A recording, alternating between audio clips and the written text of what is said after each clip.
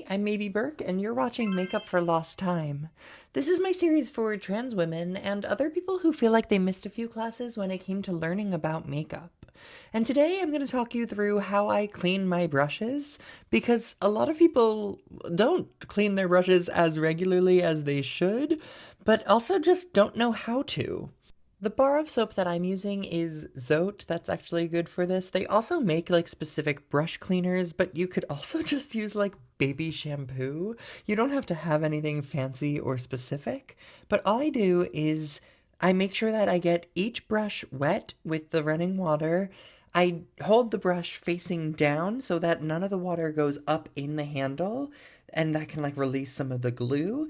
Just facing down, get it wet, and then I just load up the brush with some soap and I set it off to the side to rest. I'll make sure that I have all of the brushes loaded up, and then I will start to rinse out the soap one by one. So I'll go back to the first brush that I got soapy, and I will start there so that the rest of the brushes can sit and kind of marinate while I wash out the first ones that I worked with.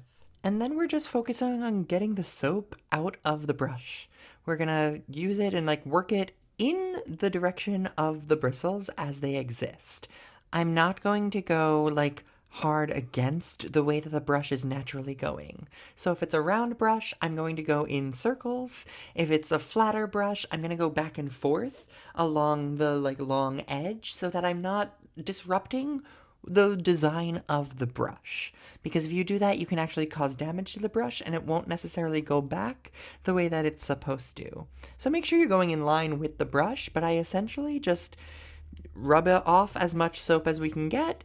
I rinse my hand or the pad if you're using a pad, and then I go and do it again until the water runs clear, until nothing is soaping up off of the brush. And sometimes you have to do this more than one round. If I look at a brush and it's not necessarily clean after the water is running, if there's still some foundation on it or whatever it may be, you go back and soap it up and then you let it sit while you do the rest.